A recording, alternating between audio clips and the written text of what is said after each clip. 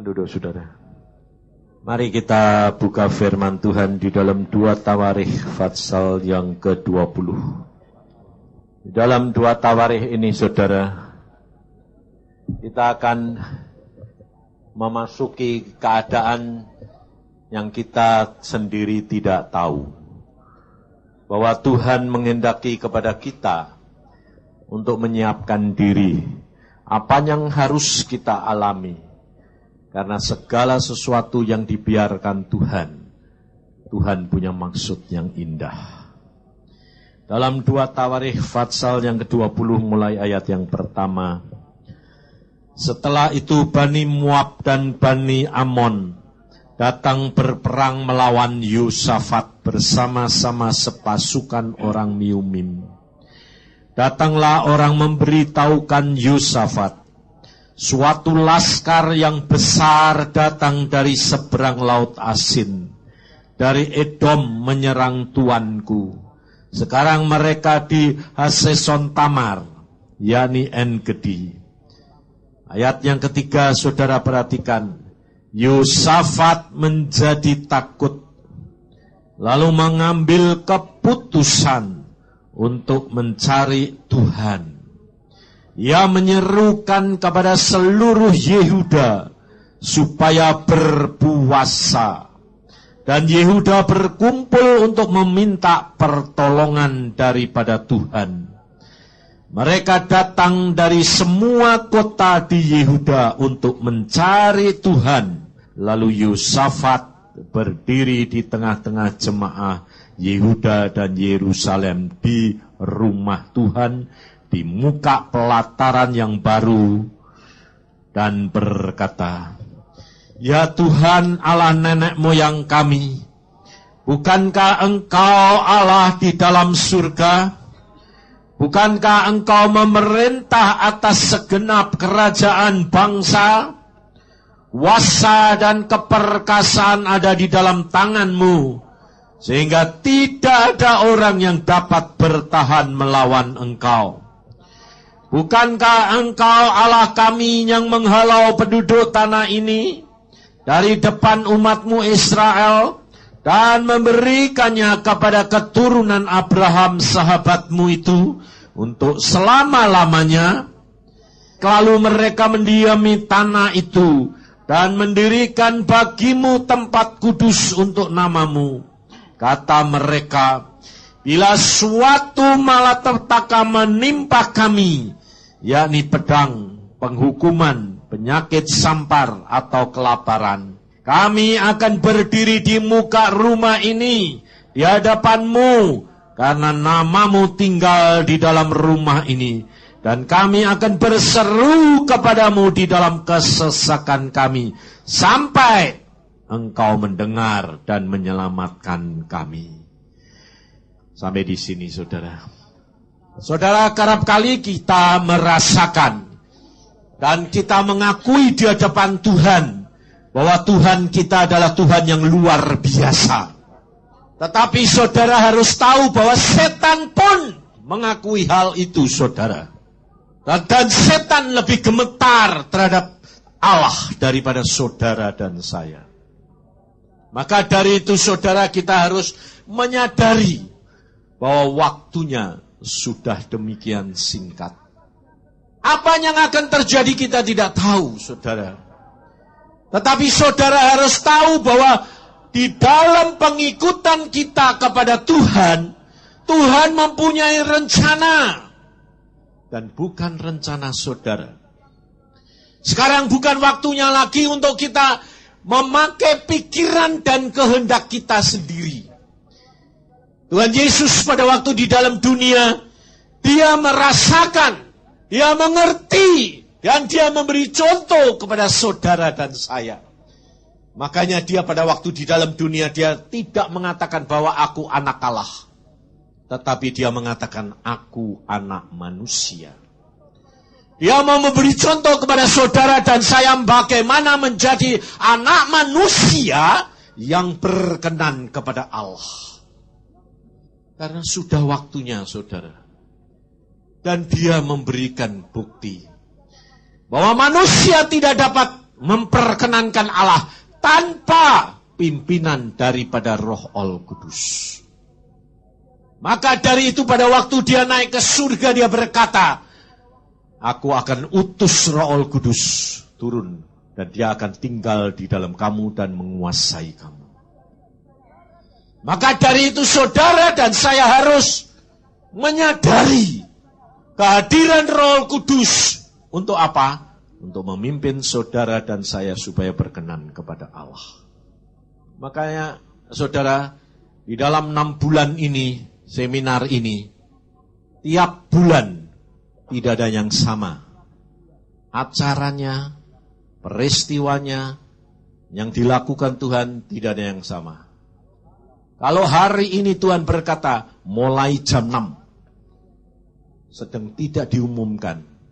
Tidak diberitahukan. Saya berkata, Tuhan, ini tidak diumumkan di koran di mana-mana dan ini permulaan. Tuhan berkata, lakukan saja. Ternyata saudara-saudara jam 6 sudah penuh. Kok ya saudara digerakkan Tuhan? Kok ya nurut? Loh. Ya tak? Ini loh. Padahal kita tidak tahu semua saudara. Yang tahu cuma panitia. Kita berdoa, Tuhan bilang jam 6, aku maunya jam 6. Ya sudah. Saya bilang, udahlah jam 6 saja. Ada orang, tidak ada orang, bukan urusan kita, yang penting melakukan kehendak Tuhan. Maka dari itu saudara kita harus sadar. Saudara dan saya sekarang membutuhkan apa? Kepekaan, pengertian. Bagaimana saudara dan saya berjalan menurut pimpinannya Roh. Kalau tidak, saudara pasti nanti kecewa. Tapi kalau kecewa nanti sudah terlambat. Maka dari itu saudara, kita harus berani membayar harganya. Iman tanpa ketaatan tidak ada artinya. Kasih tanpa ketaatan tidak ada artinya. Sebab Tuhan mengatakan kesempurnaan kasih hanya dapat digenapi dengan ketaatan. Tanpa ketaatan, saudara tidak akan dapat menggenapi kasih itu. Banyak orang berkata, mengapa Tuhan membiarkan Indonesia, gereja-gereja, orang Kristen akan mengalami tantangan dan penderitaan? Sebab iman tanpa salib tidak akan menjadi sempurna. Maka dari itu saudara, kita harus menyadari. Kalau Tuhan Yesus mau membuat manusia dunia ini bertobat, gampang. Dia datang, dia mengatakan aku anak Allah, lalu dia membuktikan segala perbuatannya. Semua orang Yahudi akan percaya. Tapi mengapa dia mengatakan aku anak manusia? Karena dia mau memberi contoh pada saudara dan saya. Mengapa dia tidak membuat orang lain takut kepada dia?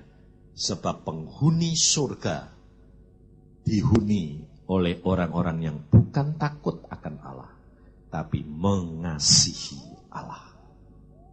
Hanya orang-orang yang mengasihi dia. Nah, orang-orang yang mengasihi dia adalah orang yang pertama kali mengenal akan keberadaan dan kuasa Allah. Dia takut, kemudian disertai dengan penderitaan. Setelah dia mengetahui penderitaan Yesus, dia merasakan penderitaan, sebagian dari penderitaan Yesus, baru dia dapat mengasihi Tuhan Yesus. Maka dari itu saudara, kerap kali kita saudara dan saya tahu, tapi kalau untuk mengalami, saudara tidak berani. Saudara lebih senang mendengar kesaksian. Tidak ada kesaksian tanpa penderitaan. Kesaksian ada karena penderitaan. Betul lah? Tapi saudara tidak mau menderitanya. Tapi mau jadi saksi, mana mungkin. Maka kerap kali Allah mengatakan apa? Tuhan mengatakan, lihat Yosafat. Dia seorang raja Ya pada waktu sudah kedudukannya sudah enak, sudah tentrem, dikirim musuh-musuh. Saudara perhatikan bahwa musuh-musuh itu tidak dapat menyerang Yosafat tanpa seizin Tuhan. Makanya banyak orang berkata pada saya, Pak, hari ini nyoblos apa ya Pak? Saya di mana-mana ditanya, asal ketemu orang, nyoblos apa Pak? Ya toh? Saya bilang, loh, kamu ini jadi orang Kristen berapa puluh tahun toh? Nah, kan, bagaimana caranya? Kamu masuk kotak suara sembahyang, Tuhan nyoblos mana? Coblos, bles. Yang kamu coblos apa ya Tuhan yang netepin, no. Betul? Yang jadi presiden, yang jadi menteri siapa yang netepin? Meskipun jahat korupsi, siapa yang netepin? Soalnya apa? Saudara sendiri cuma bayangin, cari yang indah, yang bagus. Kalau kamu yang diangkat jadi menteri, korupsinya mungkin lebih besar. Soalnya apa saudara? Lah sementara ini kamu ya tidak punya. Kalau punya, ya lupa diri sama. Ini saya ngalami sendiri saudara. Satu saat Tuhan berkata begini, sudah jadi hamba Tuhan loh ya. Bekas mata keranjang, mata duitan, sombong, bekas loh ya. Lalu satu saat saya sudah merasa sudah tidak mata duitan, sudah tidak mata keranjang. Saudara, Tuhan bilang apa? Enggak tuh Yusa, kamu masih mata keranjang. Saya bilang buktiin dong Tuhan. Buktiin saudara. Saya itu sudah punya istri saya. Sudah punya. 8 tahun saya tidak pernah ketemu bekas pacar saya.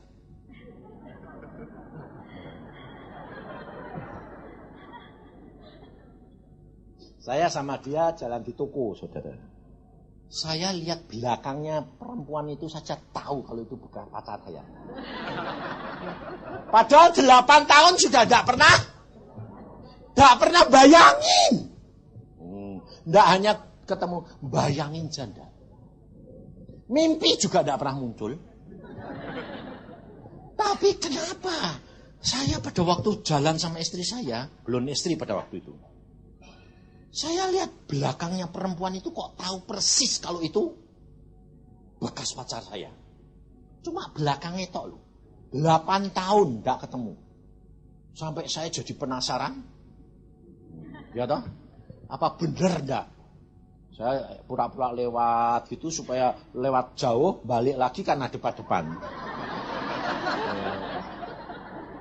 Itu kan akale laki-laki biasanya gitu toh ya. Ya sama laki-laki semua gitu. Kecuali yang enggak mata keranjang, beda. Nah, saya lewat saudara, mata saya ketemu dia, mata dia ketemu dia. Enggak bisa kedip. Kayak setrum nempel. Tapi lucunya enggak berani negor. Karena apa? Dua-dua sudah punya gandengan. Nah, ternyata masih pantak keranjang enggak? Masih toh? Di situ Tuhan bilang gini, masih toh? Ya Tuhan, kamu itu enggak kenal dirimu dewek. Selama itu enggak muncul, ya kamu enggak lihat. Tapi coba kalau ketemu, nanti enggak tahan kamu. Betul saudara. Untung sampai sekarang enggak pernah ketemu. Nah, ini ada seorang hamba Tuhan, seorang pengusaha. Seorang pengusaha, dia sudah bertobat, sudah bikin persekutuan saudara. Wah, cinta Tuhan luar biasa. Nah, di Jakarta kecantol. Enggak pulang saudara. Berapa? 3 tahun. Istrinya berkata begini, loh Pak kok enggak pulang? Mau pulang tapi tidak bisa. Akhirnya dituain terus bertobat saudara. Sudah bertobat pulang, wah sudah indah lagi sama istri anak-anaknya. 2 tahun. Udah berkata. Tahun ketiga muncul saudara. Muncul apa? Kepingin nginjinin perempuan itu. Dia bilang, kasihan dia tidak masuk surga nanti.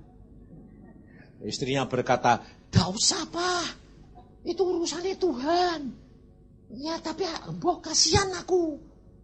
Pergi ke Jakarta, saudara. Nginjilin tok. Janji. Sumpah. Iket. Ke Jakarta, gak pulang. Ditanyain, "Loh, Pak?" "Iya, ternyata gak bisa pulang. Lengket. Kena lemnya." Saudara, jadi ternyata manusia itu sebetulnya lemah, enggak?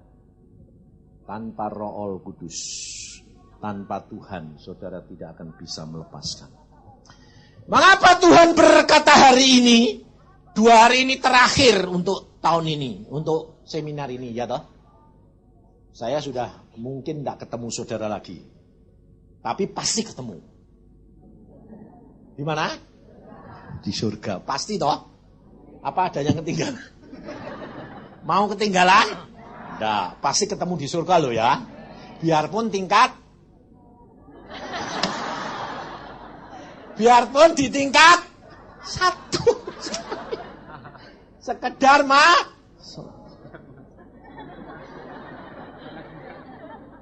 Sebabnya apa, saudara? Sebab saudara itu tidak ngerti ternyata hitungan Tuhan bukan hitungan kita. Bukan hamba Tuhan, bukan menyembuhkan orang, bukan membawa jiwa jutaan, bukan. Tapi yang dihitung Tuhan, orang-orang yang menjadi pelaku firman. Pelaku firman, itu contohnya begini. Saudara dan saya punya kelemahan banyak. Salah satu, iri hati, sombong, lalu pemarah, lalu mata keranjang, mata duitan, ya toh? Terus cemburu. Macam-macam itu toh. Nah, kalau saudara itu mendengar firman, lalu firman itu berbicara menjadi rema buat kamu, lalu pada saat kamu mau mencuri, Tuhan berkata, "Jangan mencuri," rema. Nah, pada waktu itu kan saudara bergumul. Ngambil enggak? Umpamanya anak muda. Nyontek enggak? Nyontek itu nyuri enggak? Tahu nyuri. Tapi ngalami enggak? Semua saudara ini pencuri enggak? Sampai sekarang masih suka nyuri enggak? Jujur coba. Kamu nyuri waktunya Tuhan enggak? Kalau tidur, umpamanya Tuhan bilang bangun. Kamu gak bangun, nyuri enggak itu? Terus, uang Tuhan berkata, berikan. Wah, aku butuh kok Tuhan, nyuri enggak? Jadi sampai sekarang masih jadi pencuri enggak? Nah, saudara pada waktu Tuhan berkata, jangan mencuri. Berikan. Tapi kamu bilang, berikan enggak? Berikan enggak? Nah, kalau saudara pada saat itu lakukan, poinnya lebih besar daripada kalau saudara sudah biasa memberi. Saudara punya kelebihan memberi 1 juta, tapi kalau saudara hanya uangnya tinggal 10.000, Tuhan berkata, beri. Saudara berikan, poinnya lebih besar yang 10.000 daripada 1 juta. Ngerti saudara? Karena ternyata saudara di sana seorang pengemis, kedudukannya lebih tinggi daripada seorang hamba Tuhan yang dapat jiwa ratusan ribu. Waktu dia tanya, loh Tuhan itu kan pengemis. Tuhan berkata, pernah kamu ngejek dia? Diejek sama dia. Iya betul. Dia punya kedudukan lebih tinggi. Lalu hamba Tuhan ini tanya, dia dapat jiwa berapa? Tuhan berkata, 1. Lalu hamba Tuhan ini yang di tingkat 1 berapa Tuhan? Ratusan ribu. Loh, kenapa duduknya di sini? Tuhan berkata, kamu ditanya, loh Pak, Bapak kok di sini itu mengapa Pak? Dia jawabannya apa? Ini 1 anugerah. Kalau aku masih boleh di tempat nomor 1, di tingkat nomor 1, di tingkat yang paling rendah di surga, itu 1 anugerah. Kenapa? Karena ternyata aku pada waktu khotbah, pada waktu aku membawa jiwa, rencanaku yang aku jalankan, bukan rencananya Tuhan. Ngerti saudara? Maka dari itu ini sudah waktunya saudara. Mengapa Tuhan membiarkan Yosafat penuh ketakutan? Kalau dia tidak ketakutan, dia tidak mengambil satu keputusan mencari Tuhan. Mengapa Indonesia dibuat begini? Supaya saudara dan saya cari Tuhan. Karena waktunya sudah amat singkat. Saudara, Tuhan sudah mengatakan, beberapa saat ini, tahun ini, semua hamba-hamba Tuhan banyak yang dibawa pulang. Tapi jangan nanti salah tangkap loh ya. Mesti loh, saya ini sudah dengar soalnya. Dibel dari Amerika. Pak Yusa, siapa? Saya dari Amerika. Kenapa? Saya kepengen ngobrol sama Pak Yusa. Ada apa? Karena saya dengar Pak Yusa mau mati. Loh. Aku bilang, yang ngomong siapa? Orang Jakarta. Pasti ini salah satu pengikut di sini salah tangkap. Jangan salah tangkap, saudara. Memang ada pernyataan-pernyataan bahwa nanti saya bulan Juli itu berhenti. Tapi saya tanya Tuhan, Tuhan kenapa Tuhan suruh berhenti? Tuhan jawabannya cuma sama saya loh ya. Nanti kamu tahu. Ya, jadi belum tahu. Memang beberapa pernyataan sudah telepon saya. Pak, saya gini. Pak, saya gini. Engkau kok tidak boleh panjang-panjang. Apanya yang panjang? Umurnya. Lah ya malah puji Tuhan. Saya bilang, wong pulang itu untung. Betul lah? Tapi Tuhan sendiri belum ngomong sama saya, saudara. Sama istri saya ya belum ngomong. Kapan pulang? Belum ngomong. Jadi santai aja. Relax, betul? Kapan dipanggil untung toh? Untung toh? Nah iya, sudah tenang aja. Tadi jangan pakai akalmu tuh, kepintaran. Makanya jangan kepintaran, Pak. Maka pada waktu Yosafat mengambil satu keputusan, cari Tuhan. Nah, kalau saudara dan saya sudah mengambil keputusan, cari Tuhan, langkah-langkah apa yang saudara harus ambil? Kita lihat. Di dalam ayat yang ke-13, yang pertama, saudara dan saya harus lakukan. Sementara itu, seluruh Yehuda berdiri di hadapan Tuhan, juga segenap keluarga mereka dengan istri dan anak-anak mereka. Langkah pertama yang saudara dan saya ambil, jangan sampai ada yang ketinggalan, saudara. Ayah, ibu, dan anak-anak. Semua harus menghadap Tuhan. Maka dari itu dikatakan mezbah keluarga. Itu penting. Nah, mungkin saudara tanya, lah kalau bapaknya tidak tobat, piye Pak? Belum tobat. Loh ya tidak apa-apa. Ibu ini sama anaknya. Yang bapaknya belum ya tidak apa-apa. Tidak usah diributi, Pak, kamu tobat dong Pak. Tidak usah. Kamu ributi malah bikin benteng. Orang laki itu sombongnya setengah mati. Kalau dikasih tahu malah bikin benteng. Nah, tidak apa-apa saudara. Saudara, istri sama anak-anak berdoa. Menghadap Tuhan, minta belas kasihan untuk suami dulu. Nanti Tuhan pasti bertindak. Tidak usah khawatir. Masuk surga tidak gandeng-gandengan. Dan saudara tidak boleh susah. Kenapa? Mamanya kamu gini, loh Pak, nanti kalau suamiku tidak masuk kan bagaimana dong Pak, susah nanti di surga. Dah. Di surga nanti saudara tidak bakal gini. Mana suamiku? Mana anakku? Dah. Di sana nanti saudara itu mengenal, oh itu bekas suamiku. Tapi saudara tidak ada nafsu lagi. Tidak ada ikatan lagi. Tidak ada. Maka dari itu nanti saudara bisa mengenal semua. Tidak usah khawatir. Makanya saya bilang, udah jangan terlalu bingung. Nggak usah gini, nanti bapakku nggak masuk bagaimana Pak? Itu urusannya Tuhan, kamu yang menjadi pendoa. Kamu harus berdoa, menggerakkan hati Tuhan, sampai Tuhan menaruh belas kasihan. Sebab doa orang benar itu besar kuasanya. Itu yang penting. Maka dari itu saudara perhatikan. Yosafat mengambil satu keputusan untuk bersama-sama mencari Tuhan. Nah, langkah yang kedua, kalau saudara dan saya sudah membayar harga langkah yang pertama, jangan lihat hasil. Loh, kok masih gini Pak? Kok masih gini? Nggak urusan. Hasil bisa menyesatkan. Sebab kalau saudara lihat hasil besar, saudara bisa sombong. Kalau saudara lihat hasilnya tidak ada, saudara bisa kecewa. Ikut Yesus yang diukur hati. Melakukan firman.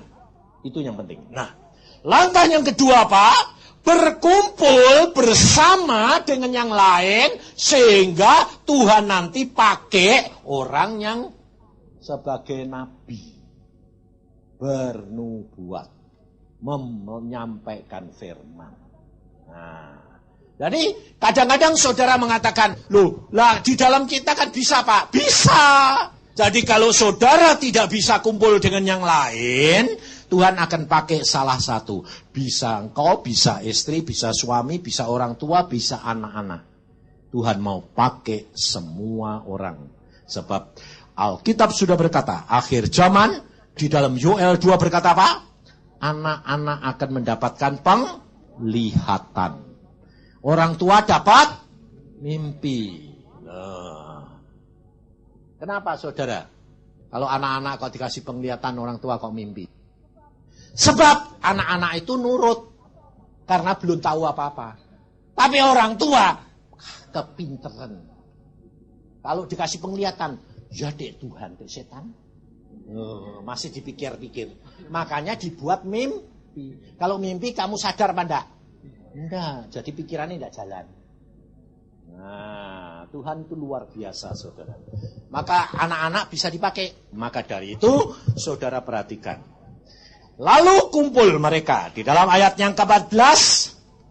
Lalu Yehaziel bin Sakaria bin Benaya bin Matanya, seorang Lewi dari Bani Asaf, diingkapi roh Tuhan di tengah-tengah jemaah dan berseru, camkanlah hai seluruh Yehuda dan penduduk Yerusalem dan tuanku Raja Yosafat, beginilah firman Tuhan kepadamu, janganlah kamu takut.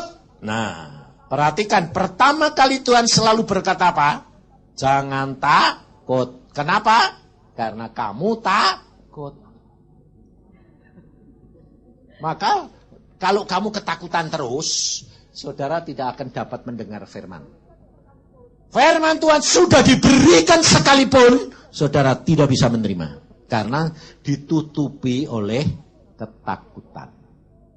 Maka dari itu Tuhan berkata, jangan takut dan terkejut. Nah, ada dua hal. Karena laskar yang besar ini, sebab bukan kamu yang akan berperang melawan Allah, melainkan Allah. Nah, kalau saudara dan saya mendapat firman kayak begitu, kerap kali orang-orang pintar terutama, lalu berkata apa? Nah, kalau gitu kita gak usah gerak apa-apa, diem aja. Toh Tuhannya yang perang. Itu namanya membatasi kuasa Allah. Mendahului pikiran Allah. Kalau Tuhan berkata, jangan takut, jangan terkejut. Sebab laskar yang besar itu, sebab bukan kamu yang perang, tapi Tuhan. Nah, kalau Tuhan mengatakan begitu, bukan berarti saudara tidak bertindak. Saudara dan saya tetap maju perang. Sebab cara Tuhan macam-macam. Kadang-kadang Tuhan kepada Daud, dia berdoa, Tuhan aku mau perang ini. Ya. Tuhan berkata, serang melalui muter.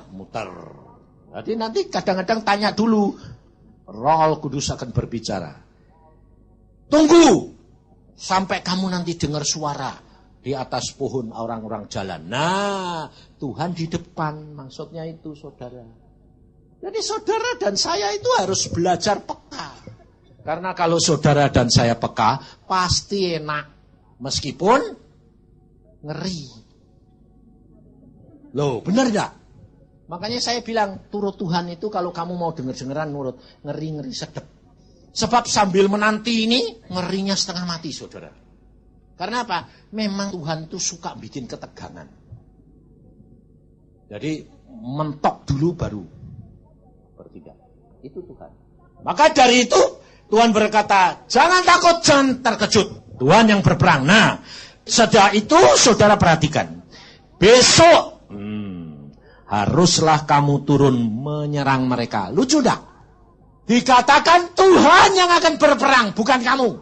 Tapi Tuhan selanjutnya berkata, besok kamu harus turun menyerang. Kalau nyerang perang enggak? Perang saudara. Nah, kalau perang saudara siap perlengkapan enggak?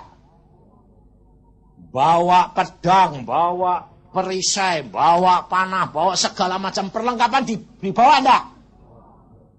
Rasanya perang sungguh atau pikirannya bilang gini, kan Tuhan nanti yang perang, aku cuma ngambilin, kok enak.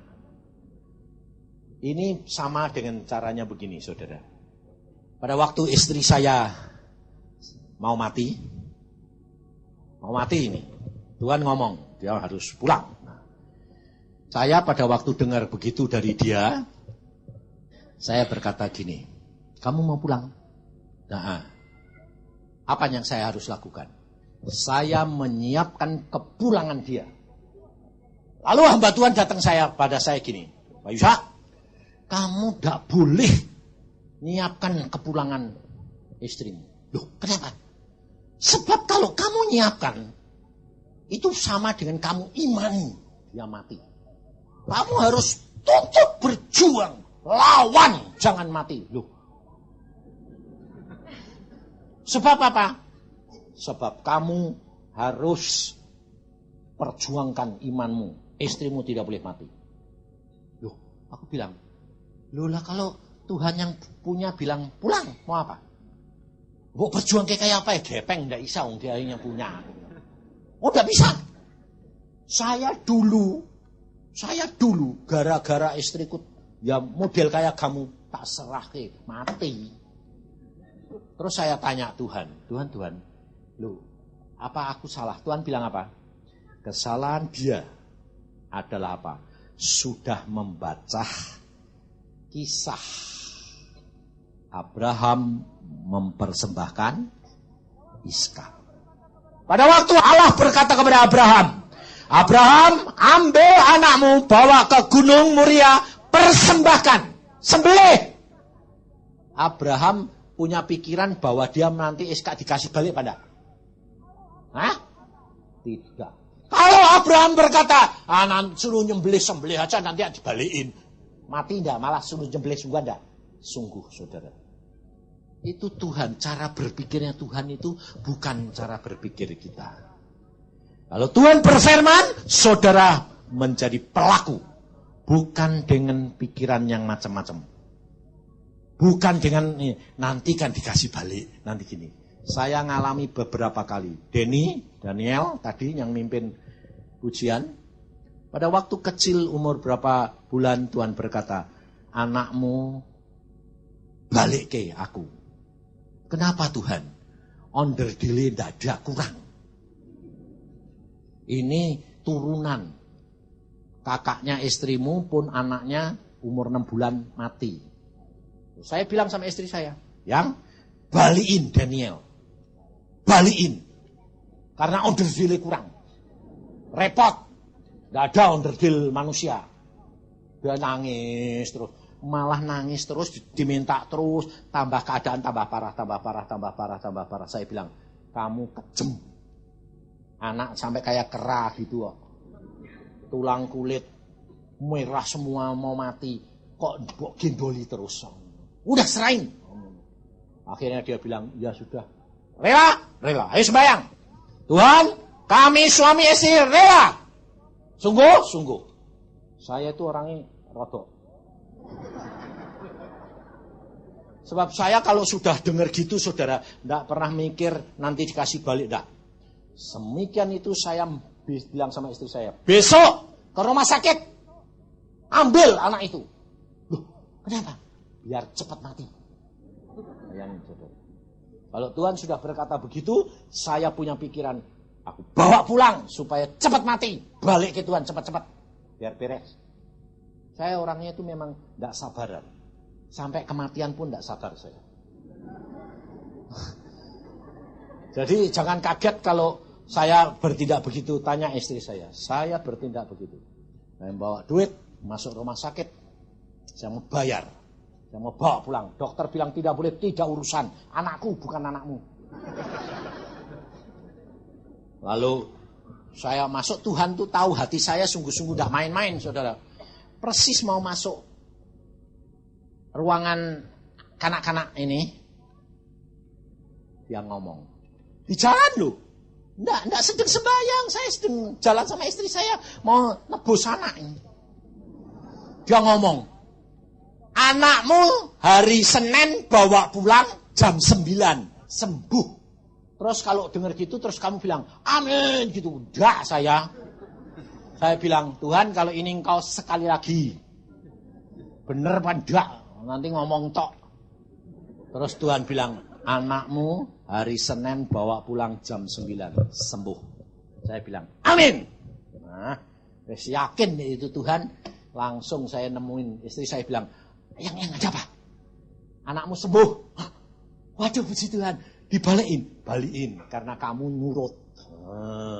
Saudara tahu, jikalau engkau dan saya dengar dapat firman bisa diubah karena penurutan. Tapi jangan kamu tentang, tidak akan diubah.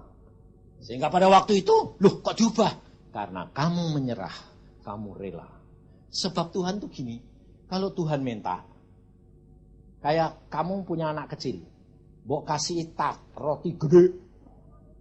Terus mamai bilang, mama minta. Kira-kira kalau anaknya bilang, jangan, malah sengaja di ngotot dah. Tapi kalau anaknya bilang, mama ambil mah, kan mamahnya ngasih. Mama ambil dulu sebanyak-banyaknya, nanti yang sisanya buat saya. Rela enggak ngambil? Malah, ya sudah, itu anak baik. Ini Tuhan tuh begitu saudara. Saya enggak pada waktu itu pulang, wah sehat. Saya nemui dokter, saudara, saya bilang, dokter, anakku hari Senin jam 9 saya bawa pulang. Dokternya langsung bilang apa, saudara? Kamu ini kan dokter gigi toh?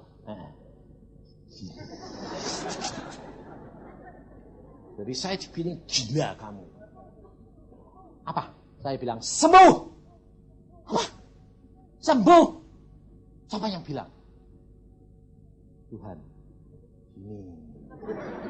Bayangin saudara, saya gila-gilain terus. Aku sampai akhirnya gini. Hari Senin jam 9 kamu buktiin. Kalau tidak jadi, jangan percaya bahwa Tuhan bisa bicara. Boleh? Saya tidak praktek. Saya mau buktiin. Tapi saudara, orang naruh pinter nih loh. Jam 9 kurang 10 menit, tidak ada perubahan. Akhirnya saya dimaki-maki sama dia. Dimaki-makinya gini, gara-gara ini nungguin anakmu, aku nggak praktek kehilangan duit. Aku jadi turut gila. Aku bilang, loh lah kok kamu percaya? Lah karena saya mau membuktikan. Lah iya, nanti ini buktikan kamu yang atau saya yang gila. Tapi kamu percaya enggak? Lah mana? Kalau Tuhan nyembuhin kan dari sedikit. Tuhan bilang, enggak. Kalau Tuhan bertindak tepat pada waktunya, semua bisa jadi. Karena dia Allah yang maha kuasa. Apa sekarang masih ada mujizat? Amin? Amin tuh yakin loh ya. Jadi jangan deg-degan nanti mepet-pet. Sebabnya saudara itu juga kurang percaya. Nah ini dokter yang bilang, kurang 5 menit. Suster periksa, tidak ada perubahan. Marah-marah lagi. Aku bilang jam 9. Apa? Lu nanti jam 9. Terus akhirnya, Bawa anak ini, bawa. Ditelanjangi, saudara. Yang diperiksa apanya? Ya enggak tahu, aku bilang gitu. Pokoknya jam 9. Terus untungnya itu madep dia, saudara. Coba madep saya yang kena. Madep dia, anaknya kepala di sana, ditelanjangi. Apanya yang diperiksa? Nanti dulu. Sekarang, saya bilang, jam 9 tepat itu, saudara. Sekarang, saya bilang, anak itu tarik tangan, tarik kaki. Kayak orang mau ngeluarin tenaga dalam. Hah, gitu.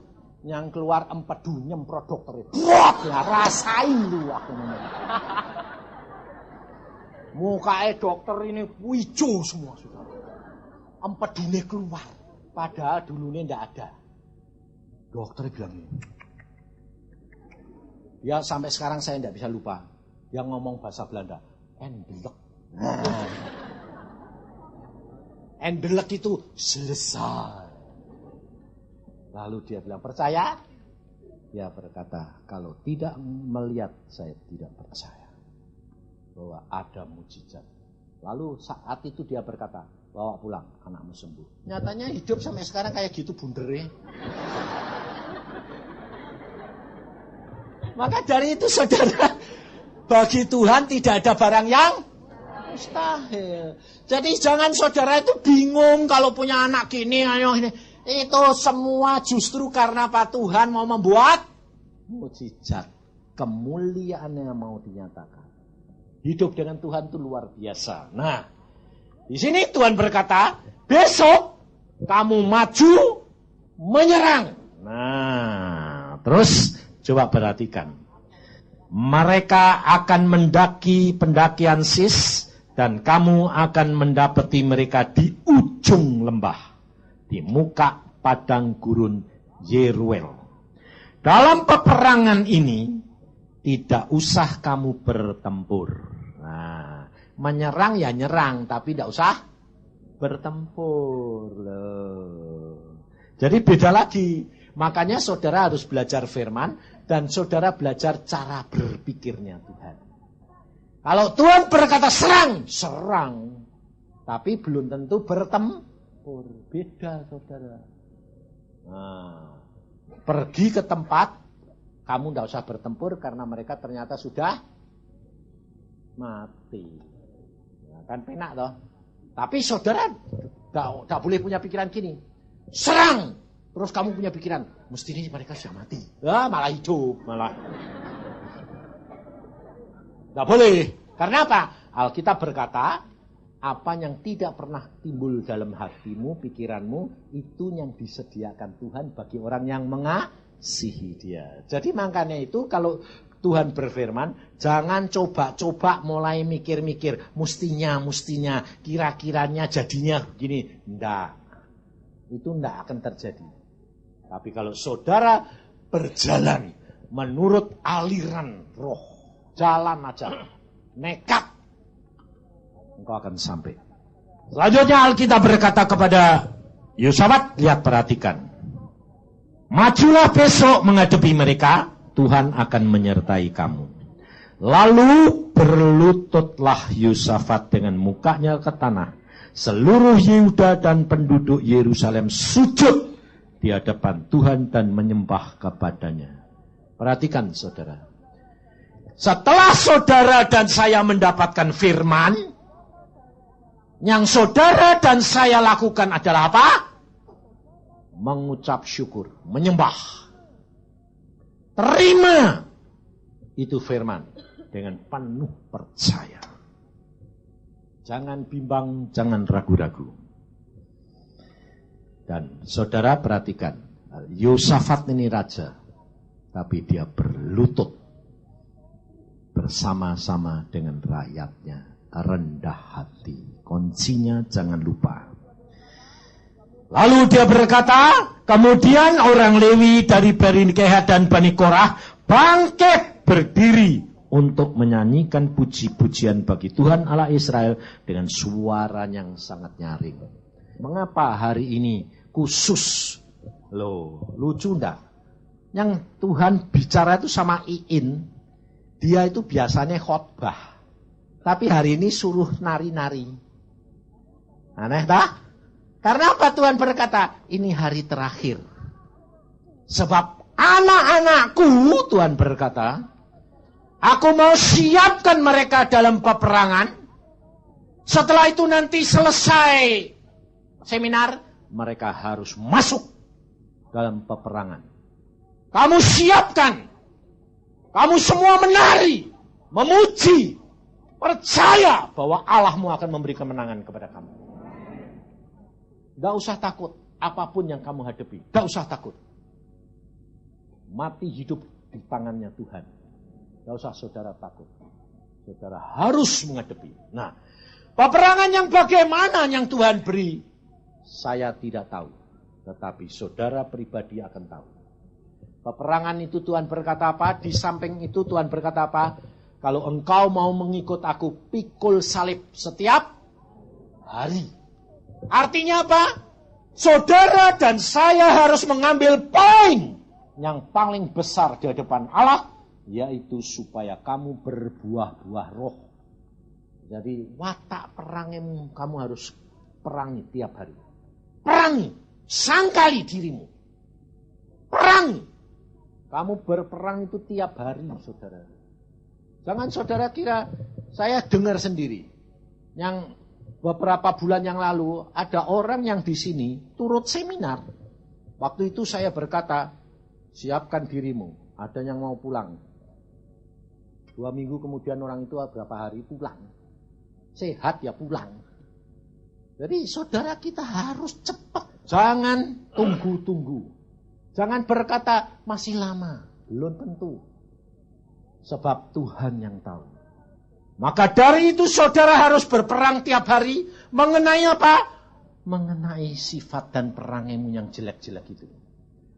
Potong, berikan. Potong, berikan. Dan kamu tidak akan mampu mengalahkan watakmu. Siapa di antara saudara yang bisa menghilangkan wataknya sendiri? Mata keranjangnya bisa? Nggak bisa, saudara. Bilang, sudah hilang. Nyatanya muncul. Tapi kalau saya berkata, Tuhan, Engkau yang menolong aku. Bebaskan aku. Dibebaskan. Caranya apa? Saya tidak boleh ketemu. Nah, kalau ketemu kan timbul meneh. Jadi disingkiri jauh-jauh. Loh, caranya Tuhan. Saudara tahu? Tuhan punya cara macam-macam. Tapi selama kamu hidup di dalam daging, kamu tidak akan bebas. Percaya. Di dalam dunia kamu tidak mungkin bisa sempurna tanpa pertolongan Roh Kudus. Tanpa salib dan ketaatan, kamu tidak bisa menyempurnakan kasihmu. Maka ini tiap hari. Nah, kalau saudara menghadapi keuangan, saudara akan menghadapi kesehatan, saudara tidak perlu takut. Semua Tuhan biarkan karena Tuhan sudah ukur. Karena apa? Tuhan tuh punya maksud, saudara.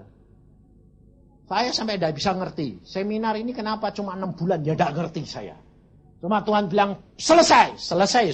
Masa bodoh? Saya bilang. Pokoknya habis ini kamu perang. Aku ya perang, kau ya perang kok. Sendiri-sendiri. Nah, Tuhan itu besok berkata begini, saudara. Sebetulnya besok saya mau umumkan. Tapi ini kok suruh ngomong. Saya ini terus terang ketakutan. Takutnya apa? Segini saja tidak cukup kok. Besok itu Tuhan bilang, berikan mereka roti dan air. Seperti Elia. Berikan mereka makan roti dan air.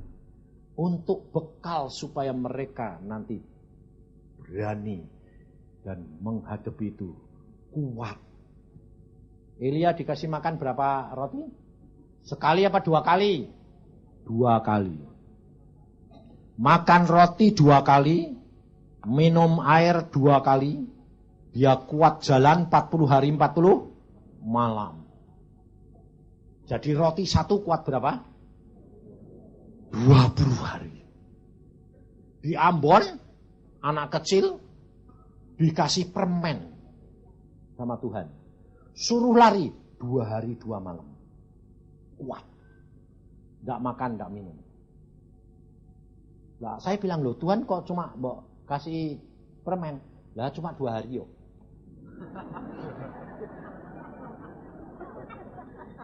Dua hari permen cukup.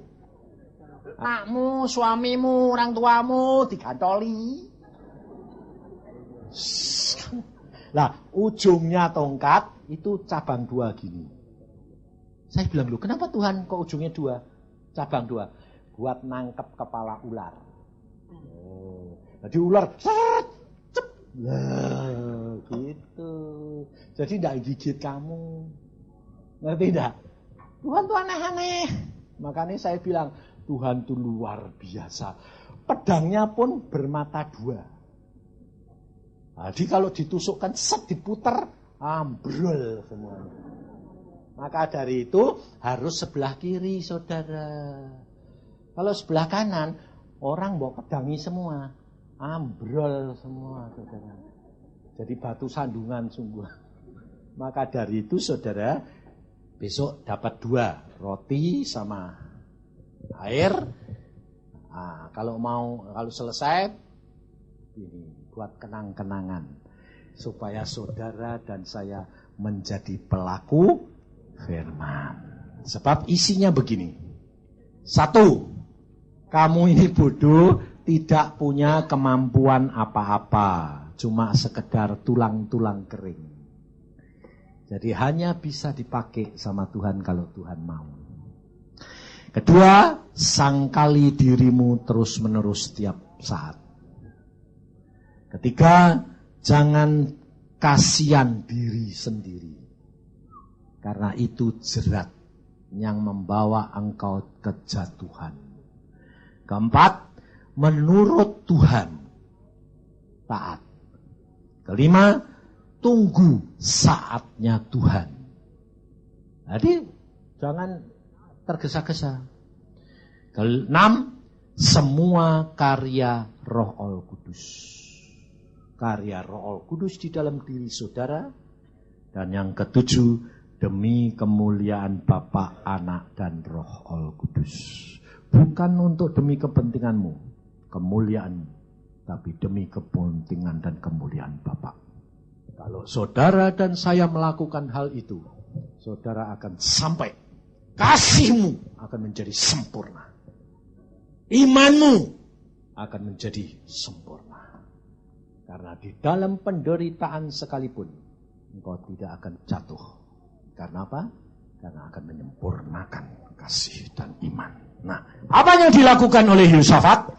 Sementara nyanyian ini dinyanyikan, ketika mereka mulai bersorak-sorai dan menyanyikan nyanyian pujian, dibuat Tuhanlah penghadangan terhadap Bani Amon dan Moab dan orang-orang dari pegunungan Seir yang hendak menyerang Yehuda sehingga mereka terpukul kalah. Lalu Bani Amon dan Moab berdiri menentang penduduk pegunungan Seir, hendak menumpas dan memunahkan mereka. Segera sesudah mereka membinasakan penduduk Seir, mereka saling bunuh-membunuh. Ketika orang Yehuda tiba di tempat peninjauan di padang gurun, mereka menengok ke tempat laskar itu. Tampaklah semua telah menjadi bangkai, berhantaran di tanah. Tidak ada yang terluput. Lalu Yosafat dan orang-orangnya turun untuk menjarah barang-barang mereka.